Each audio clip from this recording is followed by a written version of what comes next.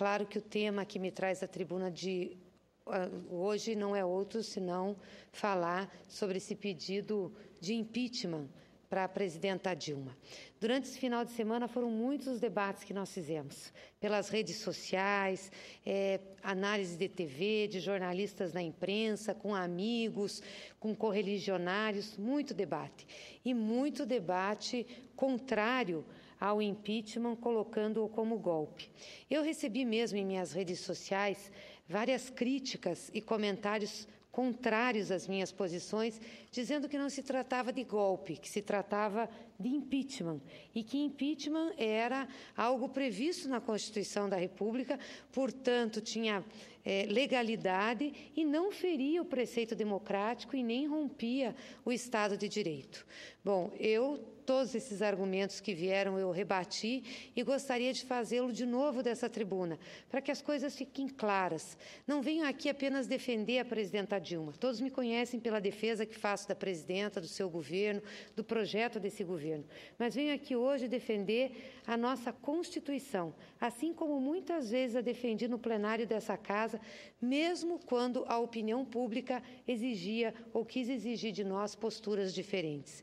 E é importante defender a Constituição, é importante defender a legalidade, a institucionalidade, porque ela é uma para todos, para os bons e para os maus, porque também podemos ter aqui situações em que injustiças vão ser cometidas e aí nós não vamos poder mais recorrer à Constituição, porque já abrimos mão de uma vez para satisfazer aí interesses que necessariamente não encontravam base ou respaldo na legalidade.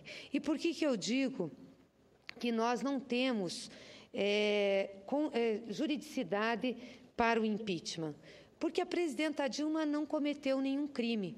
Se é verdade que o impeachment é um julgamento político, e ele é político porque ele é feito pelo Senado da República, aliás, ele não é feito pela Câmara dos Deputados, a Câmara dos Deputados inicia o processo e autoriza o processo, quem faz o julgamento do presidente da República é esta casa, é o Senado da República, ele é um julgamento político? É, mas ele carece de base jurídica, ele carece de crime determinado para ser feito.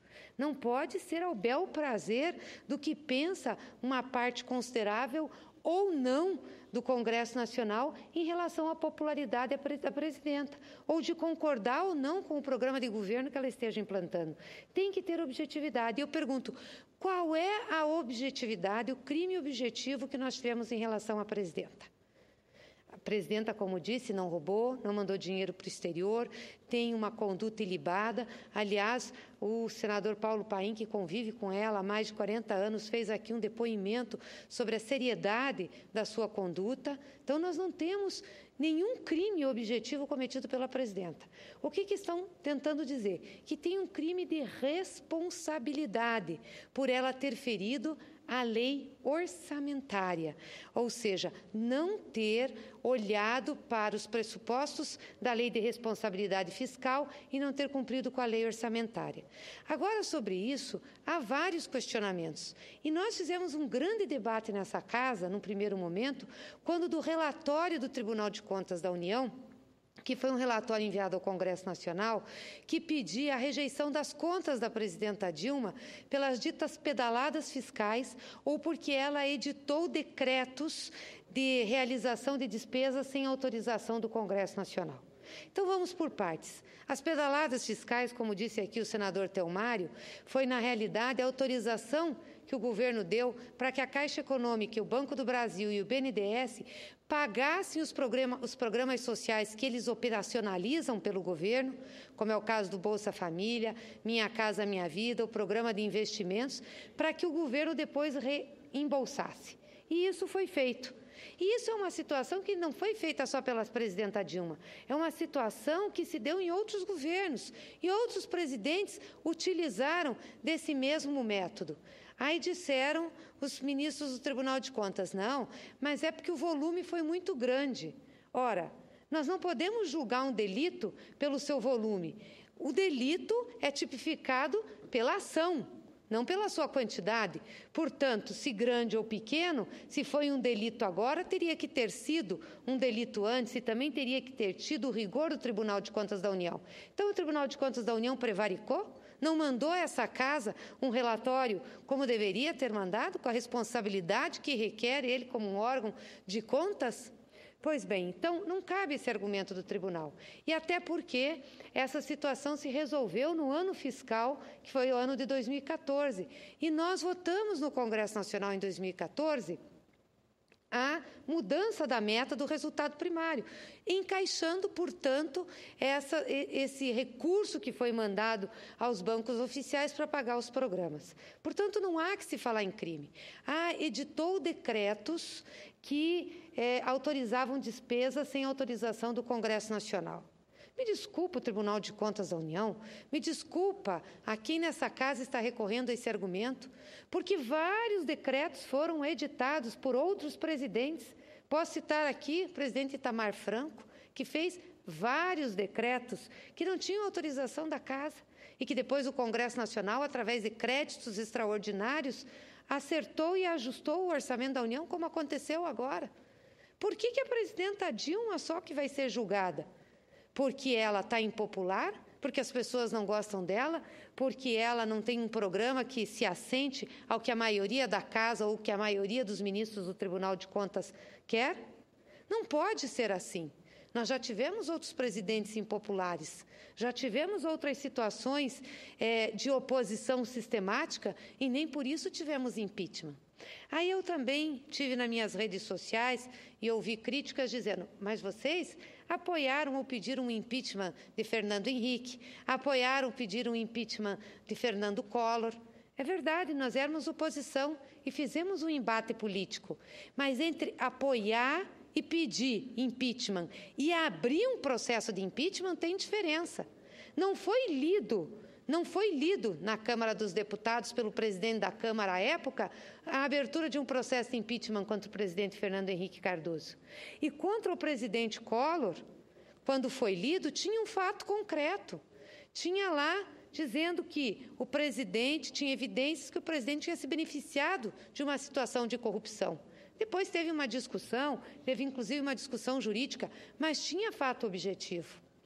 Era diferente. Então, não pode ter o mesmo julgamento e a mesma conduta.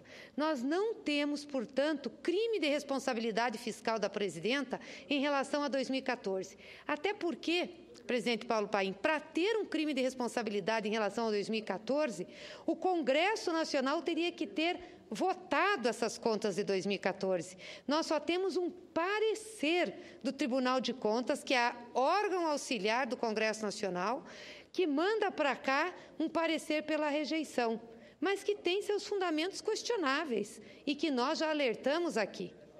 Então, para haver o crime, teria que ter tido uma votação pelo Congresso Nacional. Aí sim poderia caber a leitura de abertura de um processo de impeachment. E ainda assim seria questionável pelos motivos que levaram o Tribunal de Contas da União a apresentar esse voto contrário às contas da presidenta em 2014. Ouço com prazer o senador José Pimentel.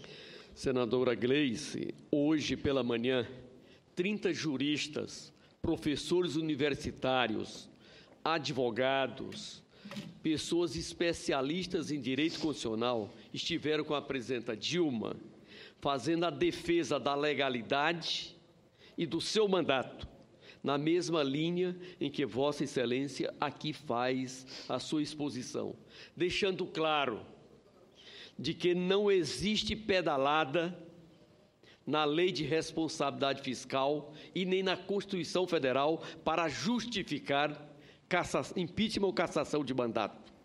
Mais ainda, desde a Lei de Responsabilidade Fiscal de 2000, a Lei Complementar 101, todo ano, você tem no final do ano um ajuste formal aprovado pelo Congresso Nacional para que você possa conciliar o exercício entre as receitas e as despesas pagas. Ainda em 2001, o presidente Fernando Henrique Cardoso, que não era muito afeito a levar a voto as suas matérias no Congresso Nacional, para ajustar as suas contas, no primeiro ano após a LRF, a Lei de Responsabilidade Fiscal, editou uma medida provisória E naquela época, como Vossa Excelência sabe, as medidas provisórias não tinham data para votar. Aliás, até hoje, em pleno ano de 2015, nós temos medidas provisórias editadas nos anos de 95, 96, no primeiro governo do senhor Fernando Henrique Cardoso. A partir de 2002, final do governo Fernando Henrique Cardoso, nós aprovamos uma emenda constitucional, determinando que a medida provisória tem validade de apenas 4 meses. Se em 4 meses ela não for convertida em lei, ela perde a sua validade e, consequentemente, os seus efeitos são vencidos ali. De lá para cá, todo ano, sem exceção, você tem um projeto de lei para ajustar as contas do Executivo naquele ano. Na última quarta-feira, por 316 votos a 99, a Câmara dos Deputados aprovou o chamado PLN 5, que é exatamente isso, a conciliação de todas as obrigações pagas no ano de 2015 com as receitas do ano 2015. E o Senado, por 46 votos a 16, ratificou a decisão da Câmara Federal.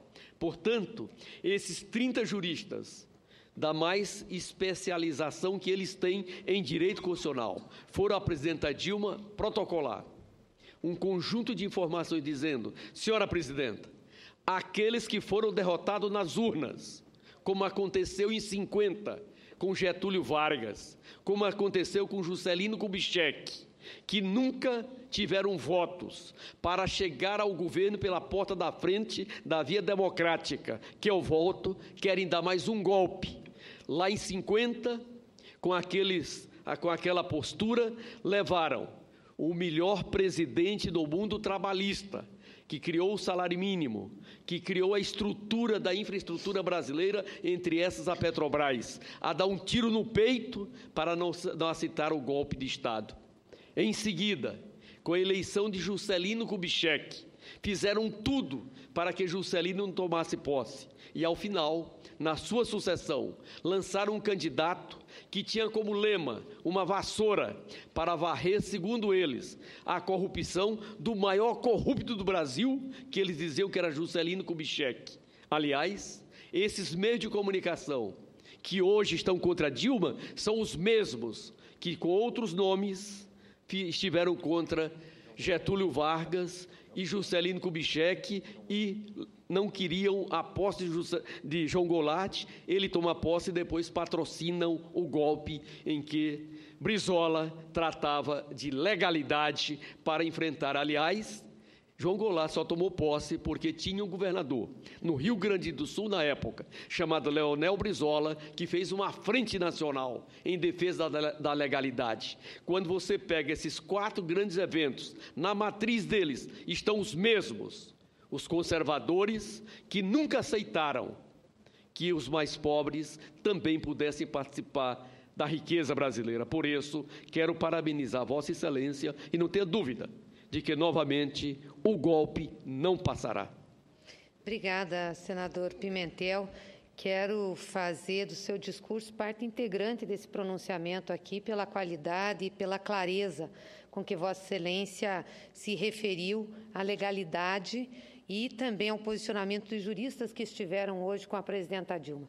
Durante o final de semana, eu pude acompanhar o pronunciamento, o posicionamento do grande jurista Celso Bandeira de Mello, também de Dalmo de Abreu Dallari, ambos de forma muito firme, colocando que não existe fato jurídico, juridicidade, tipicidade, para que a presidenta Dilma pudesse ter um processo de impeachment lido e aberto pelo presidente da Câmara dos Deputados. E Vossa Excelência tem razão, também não podem se apegar ao orçamento de 2015, como tem um parecer de um procurador do TCU, e em cima desse parecer, que nem julgado pelo Pleno do Tribunal de Contas da União foi ainda, já a oposição e setores aqui da Casa colocam que em 2015 também a presidenta Dilma fez e continuou fazendo as pedaladas. Nós aprovamos, como disse aqui o senador Paim, por um número muito expressivo de votos de deputados e senadores, o PLN 5. O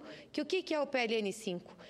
Nada mais é do que fazer um ajuste das metas fiscais, do resultado fiscal. E resultado fiscal não é um fim em si mesmo. A meta de resultado primário pode ser mudada. E eu posso ter um resultado superavitário ou posso ter um resultado deficitário, de acordo com a conjuntura econômica do meu país. O que eu não posso é colocar em cima das costas do povo brasileiro, da maioria da população, a restrição econômica que eu estou vivendo no momento. Cortar programas sociais, cortar programas que são importantes para a manutenção básica das pessoas, isso eu não posso fazer.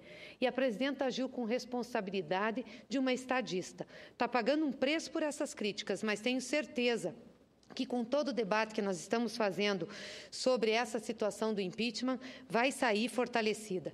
Eu me pergunto se impeachment serve para afastar presidente ou governante com baixa popularidade, senador Paim, porque se servir, nós temos que afastar vários no nosso país, vários, a começar pelo governador do meu estado, que é um do seu estado também, de também. Vários estados. Em nenhum momento nós levantamos essa possibilidade. Levanta-se a possibilidade de impeachment. No meu estado, inclusive, além da baixa popularidade, de ter agredido professores, tem também denúncias graves de corrupção envolvendo o governo, e ele fez uma mudança na lei orçamentária, mudou o resultado primário, senador Pimentel, não no decorrer do exercício financeiro, mudou o resultado primário de 2014 em 2015, 6 meses depois de fechado o exercício financeiro. Se é para caracterizar como crime de responsabilidade fiscal, está aí, então, caracterizado. E aí eu me pergunto, por que o PSDB não tem a postura em relação ao seu governador Tucano no Paraná? Por que não tem esse mesmo rigor, sabendo que ele fez e teve uma gestão temerária na área fiscal? Eu gostaria que tivesse aqui, o senador Aécio Neves, os líderes da oposição, para que falassem sobre isso. Aliás, hoje, numa coluna do jornal Folha de São Paulo, muito bem escrita, se lembrava do posicionamento do então senador Tancredo Neves, quando denunciou do plenário dessa Casa, do Senado da República, quando um senador declarou vago o cargo de presidente da República de João Goulart. Consequência dessa história que o senador Pimentel aqui está nos contando, de que não queriam deixar Jango assumir, assumiu, mas depois, mesmo assim, impetraram o golpe e declararam vago o cargo de João Goulart. Me permite, eu Sim. li também a matéria, e vou dizer o que eu li na matéria, um pedacinho que faltou, acho, na sua lembrança. Ele, que é um homem tranquilo, muito equilibrado, levantou e disse: canalhas, canalhas, canalhas. Exatamente. E é muito triste ver que depois desse tempo, tanto tempo depois, o seu neto, numa situação semelhante, tem uma postura extremamente contrária que seu avô tinha. Eu quero lamentar isso. Concedo uma parte ao senador Telmário. Senadora Gleice, Vossa Excelência vem a essa tribuna, eu diria, de coração aberto, tratar com muita serenidade esse assunto, que ele exige isso, não só dos parlamentares brasileiros, como de toda a sociedade brasileira. É um momento muito sério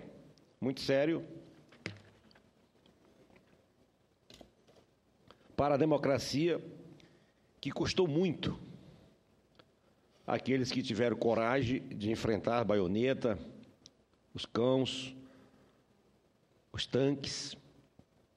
E hoje, Vossa Excelência traz um histórico, até de procedimentos, de forma muito franca, aberta, conversando com a sociedade, onde fala da oposição com relação a impeachment solicitados, mas que não passou da retórica do discurso.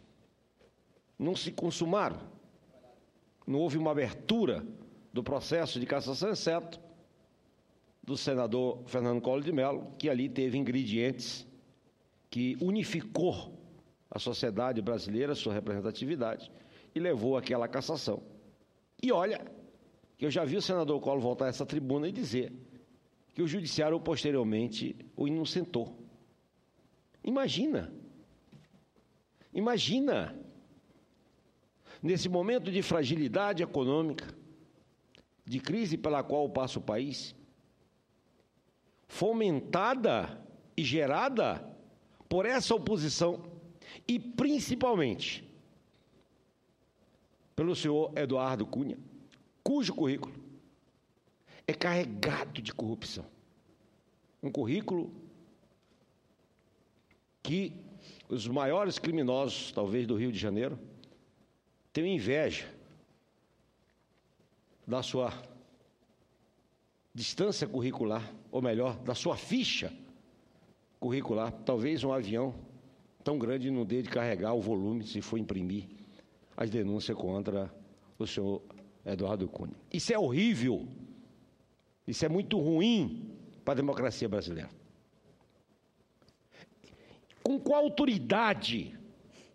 autoridade o Congresso, os parlamentares e especialmente esse presidente da Câmara coloca em julgamento uma pessoa que foi eleita democraticamente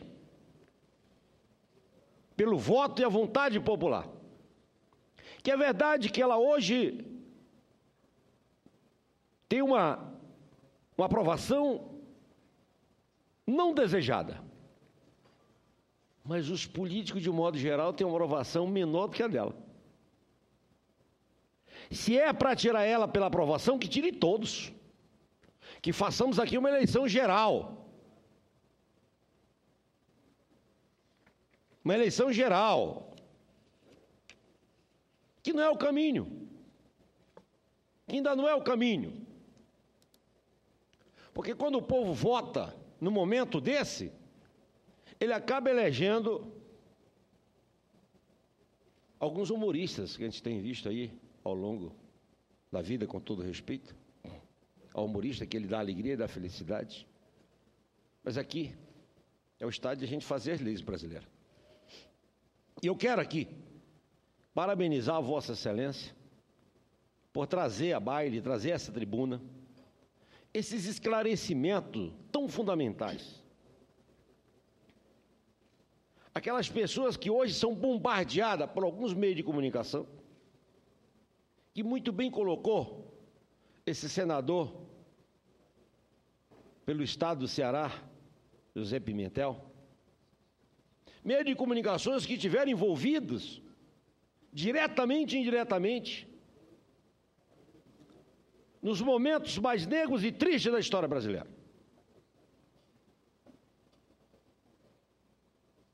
Nesse momento, senador Paulo Paim, nós precisamos sim fazer uma trincheira para resguardar a Constituição brasileira, resguardar as leis brasileiras. Não vamos se curvar diante dos holofotes tendenciosos de uma mídia implacável, de interesses desconhecidos. É importante que a gente use aqui a tribuna dessa casa, como Vossa Excelência está fazendo, e eu estou aparteando. A Rádio Senado, a TV Senado, que é extremamente de confiança e a população vê. E as pessoas estão buscando o seu verdadeiro esclarecimento. Meu estado é composto de 15 municípios. E agorinha, eu recebi uma mensagem de uma senhora do São João do Baliza. De cada localidade tem várias manifestações, que a gente faz parte desses grupos sociais, fazer que nem diz o caboclo do Zap Zap. E ela dizia assim: senador, eu não estou dormindo. Pela mídia, eu não votei na presidente Dilma. Votei no senador Aécio Neves. Mas estou triste com ele. Eu votei nele pelo avô dele. Eu amava o avô dele. E hoje ele ir para a mídia, se contrapor a exatamente aquilo que o avô dele ontem combateu. Esse rapaz não pegou o ensinamento do avô dele. Estou triste, me arrependi. Não deixa a Dilma cair, não. A Dilma, ela é coisa nossa. Então, essa mulher tem feito essas manifestações. Outra me disse, a guia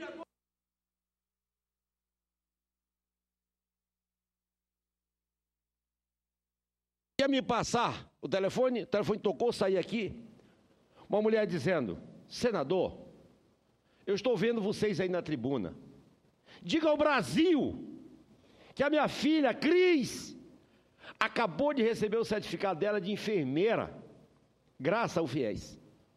Acabou. Não receberia nunca, que ela não teria dinheiro de fazer uma universidade particular. E querem caçar Dilma. Senador Cristóvão Buarque, estadista brasileiro, que está aqui nessa tribuna honrando, querem caçar Dilma, porque ela ajudou a formar várias crises no Brasil afora. A senhora já imaginou, senadora Gleice, um cidadão que chega em casa da lamparina, recebe um luz para todos. Chegou a prosperidade, chegou ali o sonho, que ele nunca teria dinheiro para fazer, colocar aquela energia ali. O custo dessa energia quer caçar a Dilma. Assim é o ProUni, Pronatec, Bolsa Família, sabe? Senador Pimentel, Ceará sempre colocou pessoas sábias. E Vossa Excelência tem razão. Como o rico não gosta de dividir a riqueza brasileira com o povo na sua grande maioria. Quero parabenizar Vossa Excelência.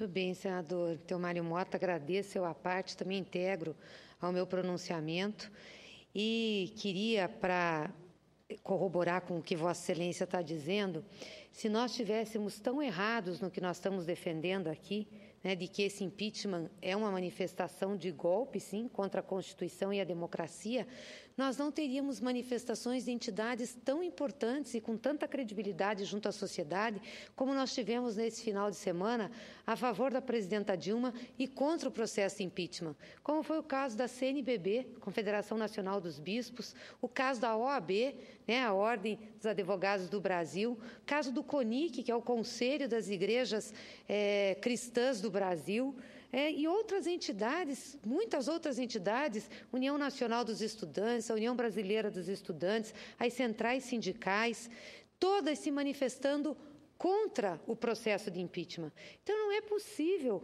que nós, vocês são do PT, vocês são pró-Dilma, vocês são do governo, por isso que vocês estão defendendo. Não é só por isso, é porque nós estamos defendendo a legalidade, a constitucionalidade, e nós queremos que esse país tenha tranquilidade para sair da crise econômica que está. Aliás, uma crise que foi muito mais criada por uma crise política do que necessariamente por questões econômicas.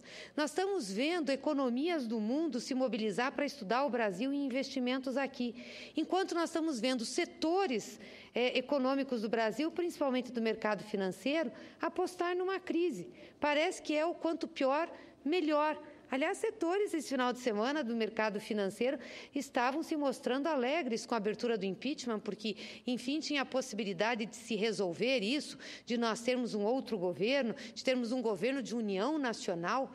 Como que nós vamos fazer a união nacional? O mercado financeiro não derrama uma lágrima por uma pessoa morta. Aliás, nós vimos isso no caso de Mariana. O mercado financeiro chorou porque as ações das empresas caíram, da empresa que estava envolvida, e não pelas pessoas que morreram, pelas casas que foram perdidas. Então, não é com essa gente que nós temos que fazer aliança prioritária. Nós temos que fazer aliança prioritária com o povo brasileiro, com o setor produtivo que dá emprego. E isso, essa casa, esse Congresso Nacional, o Senado da República, tem a obrigação de fazer. Por isso, nós temos que ajudar a presidenta Dilma em medidas do ajuste e ajudar a presidenta Dilma nas saídas para a questão da economia. Não é apoiando impeachment, não é fazendo um discurso fácil e rasgando a nossa Constituição que nós vamos resolver o problema. E tenho certeza que a União Nacional, que tanto se quer, é uma União Nacional com base num programa que respeite o direito dos trabalhadores, as conquistas que nós tivemos até aqui, as garantias constitucionais. Assim como eu tenho certeza também que aqueles que estão junto com a presidenta Dilma nesse governo, que fazem parte do seu governo, estarão ao lado da legalidade, da constitucionalidade e do povo brasileiro. Como disse o senador Paulo Paim, que aqui me antecedeu, que não quer ver traições de novo nesse processo. Eu também penso assim, senador Telmário, que assume agora a presidência desse Senado. Nós queremos ver, sim, posicionamentos claros de quem é a favor, de quem é contra, mas quem está no barco agora tem que ajudar o timoneiro a chegar do outro lado, porque nós não temos, nessa passagem, nenhum percalço que fere a Constituição ou que dê condições ou dê base jurisdicional para ter um afastamento presidencial. E também concordo plenamente com o senador Paim. Seria uma indecência de nossa parte tirar férias, ter recesso parlamentar com uma crise que nós estamos vivendo. Coloca-se o impeachment e o Congresso vai para casa. Muitos vão para o exterior se divertir ou descansar, outros vão para a praia e o povo fica esperando voltar fevereiro, depois do Carnaval. A oposição está apostando tanto em Carnaval assim, quer passar o Carnaval, quer fazer mobilização para desestabilizar. A economia não tem esse tempo. Nós não podemos colocar o país de joelho a uma vontade da oposição de fazer política fácil. Não podemos permitir isso. Nós temos a obrigação de ficarmos em Brasília, de discutirmos o que está sendo um elemento de uma grande crise política, porque nós somos políticos, nós fazemos a política no dia a dia e temos que dar resposta à população brasileira. Por isso eu tenho certeza que o presidente do Congresso Nacional, nosso colega, senador Renan Calheiros, que tem tido uma posição sempre muito equilibrada, vai convocar esse Congresso, sim, para que nós fiquemos aqui fazendo o debate, a discussão e para que nós possamos apresentar uma solução o mais rápido possível à população brasileira, o mais rápido possível à sociedade brasileira e que nós não deixemos a economia se contaminar ainda mais com as brigas e com as discussões políticas. É essa a responsabilidade que nós temos para com o povo brasileiro. Quero dizer aqui que faço essa defesa, de novo, não só pela presidenta Dilma, faço essa defesa pela Constituição do Brasil, faço essa defesa pela legalidade, pela democracia. Aqueles que estão num discurso fácil, num embate fácil do um contra o outro, não é assim que nós vamos resolver. Nós podemos ter divergências, inclusive dentro da nossa base tem divergência, o próprio senador Paim colocou aqui, tenho certeza que nós vamos discutir ainda inúmeras matérias econômicas, desde o aumento de juros, redução, até questões voltadas à tributação, à sustentabilidade dos programas sociais, vamos ter posições favoráveis, posições contrárias, mas agora não se trata disso. Agora se trata de preservar aquilo que é a riqueza desse país, que é a riqueza que nós conquistamos tão arduamente, que é a democracia brasileira, a institucionalidade e a legalidade. E, por fim, senhor presidente, eu queria apenas aqui manifestar minha solidariedade aos estudantes de São Paulo, senador Cristóvão. Eu já vim nessa tribuna aqui manifestar a solidariedade, estive lá. Senadora, que Sim, foram vitoriosos. Que foram vitoriosos, exatamente. Os meninos de 13, 14 anos, estudantes secundaristas. Eu fiquei emocionada porque eu comecei minha militância no movimento estudantil secundarista. Fui presidente do meu Grêmio Estudantil, fui presidente da União Metropolitana dos Estudantes Secundaristas de Curitiba, da União Brasileira dos Estudantes, que hoje tem uma presidenta, Camila Lanes, que é paranaense, e eu fiquei muito emocionada emocionada de ver aqueles meninos em São Paulo, na frente da escola, dentro da escola, lavando a escola, limpando os banheiros, limpando a cozinha, lutando para ter a escola aberta, fazendo um questionamento, uma política de Estado, e aí, de repente, vê a polícia em cima desses estudantes. Não posso nem criticar a polícia, porque foi mandada, assim como foi mandada a polícia do Paraná em cima dos nossos professores. Acho que a frase que melhor resume essa situação é de um menino na rede, eu não me lembro o nome agora, mas que, como diz meu filho, bombou, mãe. Ele dizia o seguinte: o PSDB iniciou o ano batendo em professor no Paraná, terminou o ano batendo em estudante em São Paulo, fez o serviço completo contra a educação. Concedo uma parte, senador Cristóvão. Senadora, em primeiro lugar, quero manifestar aqui também minha solidariedade aos estudantes e dizer que eu me alegro quando vejo estudantes nas ruas se mobilizando.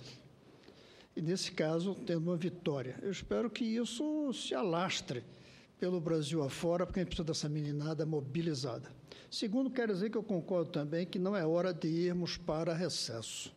O povo não vai entender, a gente tira férias nesse momento. Terceiro, voltando ao tema anterior, eu gostaria de fazer um enfoque, fugindo um pouco do debate que está sendo feito, sim ou não impeachment.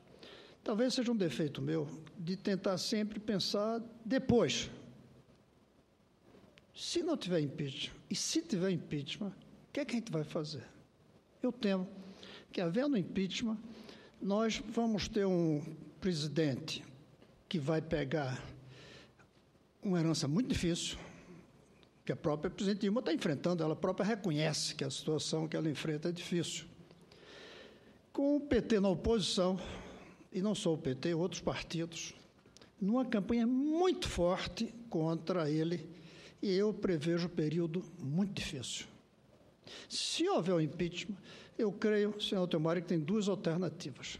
Uma alternativa que eu temo muito é que o PT e o PDT e os outros partidos façam uma comemoração imensa, dizendo: olha aí, perdoaram todos os nossos defeitos. Nós estamos no caminho certo. Tem que acabar até Lava Jato. Isso tudo é invenção, é mentira. Houve um perdão geral. Ou uma terceira alternativa, que eu tento aqui desde o começo do ano, é a presidente entender de que tem que mudar o rumo, não necessariamente mudar o nome do presidente, da presidente, mas tem que mudar o rumo. Em vez de comemorar e dizer fomos perdoados dos erros, dizer, ó, de fato, o povo na rua está querendo substituir o presidente. Legalmente não houve argumentos, por isso não teria passado o impeachment. Mas chegou a hora da Dilma, pós essa votação, ser diferente. Entender que cometeu erros, reconhecer esses erros. Dizer que quer dialogar, mas de verdade, não apenas na fala. Como eu disse para ela, quando fui lá em outubro, com um grupo de outros 5 senadores, a Dilma ser a Itamar dela própria. Um governo de coalizão, de união, olhando para distante. Ela, inclusive, dizer com clareza que não tem mais nenhum dos partidos a não ser o Partido Brasil. E tentar construir aquilo que a gente precisa para atravessar os próximos meses. Porque com impeachment, sem impeachment, eu prevejo meses muito difíceis. O governo Dilma, continuando, não havendo argumentos legais para justificar o impeachment, e eu espero que a votação não seja política, seja legal, ela vai ter muita dificuldade. Muita dificuldade. Até porque essa ânsia que está aí fora e que não se preocupa com legalidade ou não, porque tem uma legitimidade própria que é a do povo, não vai ficar quieto. Vai ter muita dificuldade. Se passar o impeachment e o presidente for o Temer, ele não pensa que vai ter um governo tão fácil como teve o Itamar Franco. Vai ser muito difícil. Então, eu estou olhando depois, senadora. Eu não estou olhando agora, não estou olhando o voto que eu daria agora se chegar aqui. Acho que isso vai exigir muito tempo, muita reflexão, muita análise, porque eu não quero ficar na história como senador que derrubou o presidente eleito, a não ser que haja argumentos tão fortes que eu não quero ficar na história como quem fechou os olhos para coisas erradas. Mas eu já estou pensando em lá na frente. O que é que vai ser do Brasil? Com impeachment ou sem impeachment? Eu não vejo meses e anos fáceis no futuro. Não vejo qualquer que seja o resultado dessa votação, seja para arquivar logo agora na comissão, seja para dar continuidade e chegar aqui, seja arquivando, seja definindo impeachment. Eu vejo um período muito difícil. E eu não vejo a gente debatendo isso. Eu acho que o fla-flu, que eu venho chamando já há algum tempo, entre quem é a favor do impeachment e contra o impeachment, está cegando a gente para ver que lá na frente, qualquer que seja a resultante, vai ser muito difícil. Esse fla-flu, que a gente pode até simbolizar entre PT e PSDB, a meu ver, está cegando o Brasil inteiro. Está na hora de que o fla e o flu, que são as duas grandes vertentes poderosas, nós outros somos apenas coadjuvantes, abram os olhos e percebam que o futuro do Brasil não está no impeachment ou no não impeachment. Está na retomada da credibilidade de todos nós. Não da presidente, não, de todos nós. Sem isso, a gente não vai para frente. A definição com unidade do marco de ajuste fiscal que a gente tem que fazer mesmo. E terceiro, a definição de linhas de algumas reformas fundamentais para o longo prazo. Eu temo que, mais uma vez, como nós fomos cegos pelo pré-sal, que ia resolver tudo, a gente agora esteja sendo cegados pelo impeachment, que resolveria tudo de um lado ou do outro. Não vai resolver, qualquer que seja o lado. E nós precisamos muito de abrir os olhos e refletir o dia seguinte a esse processo que estamos fazendo agora. Muito bem, senador Cristóvão. Quero parabenizar Vossa Excelência pela visão sempre clara, firme. Podemos divergir, mas tenho que reconhecer a sua sabedoria e a experiência e sempre a orientação que Vossa Excelência trouxe no sentido de que precisamos, de fato, ter uma visão de futuro e construir algo que possa nos unificar, né, e não apenas divergir. Agora, pode ter certeza, não prosperando o impeachment, e tenho convicção que não prosperará, porque não tem base jurídica, Vossa Excelência não vai me ver comemorando. Tenho preocupação com o meu país e quero estar ao lado de senadores como Vossa Excelência e tantos outros colegas aqui, ajudando a presidenta a encontrar o caminho. Sei que nós vamos ter desafios muito grandes, mas são desafios que nós temos que fazer valer o voto popular que tivemos e que nos trouxe a essa casa para que a gente possa ajudar a resolver. Então, quero que Vossa Excelência tenha isso de forma muito clara. Vou estar aqui junto, ajudando, e sei também dos problemas que temos e que temos que fazer o esforço para resolvê-los. Mas queria encerrar aqui, senhor presidente, agradecendo os apartes que eu tive dos colegas. Acho que nós estamos fazendo um debate aqui para o Brasil, mostrando a preocupação que temos em relação ao futuro desse país, ao momento que vivemos, a defesa da nossa Constituição e principalmente da nossa democracia, e terminar aqui fazendo um reforço. Não dá para esse Congresso Nacional parar nesse período. A população não vai entender uma atitude dessa nossa. Se nós sairmos daqui em recesso ou tirarmos férias, nós vamos ser muito cobrados e com muita razão. Nós estamos vivendo uma crise política e é na política que nós temos que resolver e somos nós os responsáveis por essa condução. Então, temos aqui a primeira responsabilidade e a primeira decisão a tomar, que é o funcionamento dessa instituição Congresso Nacional nesse período de janeiro, fevereiro, até quando for necessário. Muito obrigada, senhor presidente.